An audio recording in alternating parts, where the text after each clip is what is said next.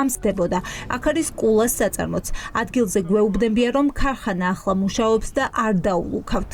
Გაობს თუ დალუქული არის ეს რო გითხრათ თანამშრომლები თუ მე რასაც ვემსახურები და ქარხანა, საკონსერვო ქარხანა კულა მუშაობს სრული დატვირთვით. ესე კი არ გაჩერებულა. არა. მე მეტი აქ არაფერი ვიცი საკონსერვო ქარხანა კულა და მუშაობს.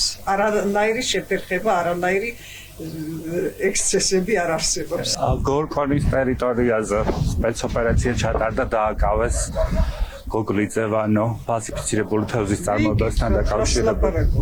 დღევანდელი ამბავი. ეგეთი რამე მე არ გამიგია. მე რეგისტრატორი ვარ, ეხლა მოვედი 3 საათზე. ივანე გოგლიძის კომპანიები სახელმწიფო ტენდერებს ერთმანეთის მიყოლებით იგებენ. კულას 2012 წლიდან დღემდე 11 მილიონზე მეტი სახელმწიფო ტენდერი აქვს მოგებული. 2025 წელს კი კომპანია ბათუმში ლაპარაკობს, რომ 2025-ში მიაწოდა კვებით უზრუნველყოფას, ანუ ჯარს. მინდა შევახსენო ფინანსთა სამინისტროს, რომ ამ წუთას 3 ტენდერში არის ეს კომპანია გამარჯვებული და ძალოვან სტრუქტურებს უნდა მიაწოდონ საკვები პროდუქტები.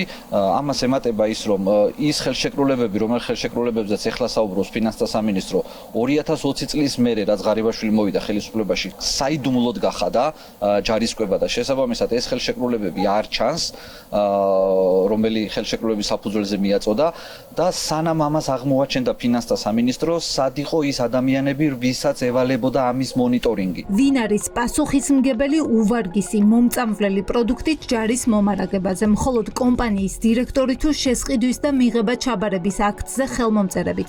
კომპანიას რატომ ჰქონდა ბრმა ნდობა, რატომ არ ჰყავდა კონკურენტები, ჰქონდა თუ არა გარანტიები ხელისუფლებისგან, ჯერჯერობით დაკავებული მხოლოდ ბიზნესმენია. ტენდერი, რომლის გამოც ეხლა დააკავეს ამ კომპანიის დირექტორი, არის ჩატარებული ირაკლი ყობახიძის პრემიერობის დროს. და ეს ტენდერი თავიდანვე იყო რისკის შემცველი, იმიტომ რომ იქ გამოცდილების მოთხოვნას არ აკმაყოფილებდა ეს კომპანია, რაც იყო შესყიდვის პირობებში და როგორც ჩანს ირაკლი ყობახიძეს რაღაცა შიდაკლანურ ომში დასჭირდა ამ კაცის და ამ კომპანიის დაჭერა.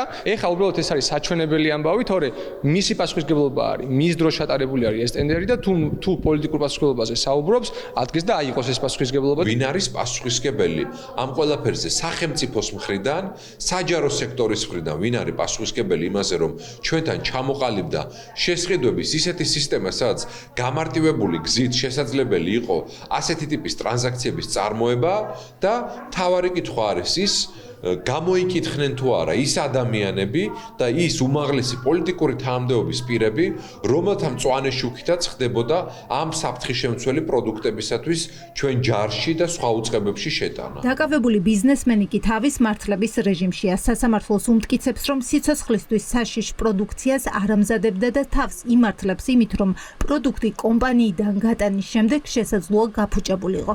ჩემი დაცვაში ყოფილი გამორიცხავს რაიმე მასშტაბური ფალსიფიცირებას და რაიმე საზიანო პროდუქციის წარმოება შესაძლებელია შემდგომში ექსპლუატაციის პერიოდში გარკვეული პროდუქცია ზიანდებოდეს, მაგრამ ჯერა მას ნამდვილად რომ შევძლებთ ექსპერტიზებით, შესაბამისი მოქმედებებით იმ სიმართლის დამტკიცებას, რომ არანაირ მასიურ ფალსიფიკაციას ადგილი არ ხდება. ბიზნესმენი დღეს სასამართლომ პატიმრობაში გაუშვა. საინტერესოა გაიზრდება თუ არა დაკავებულთა წრე და გავლენ თუ არა გამომძიებლები კვალზე.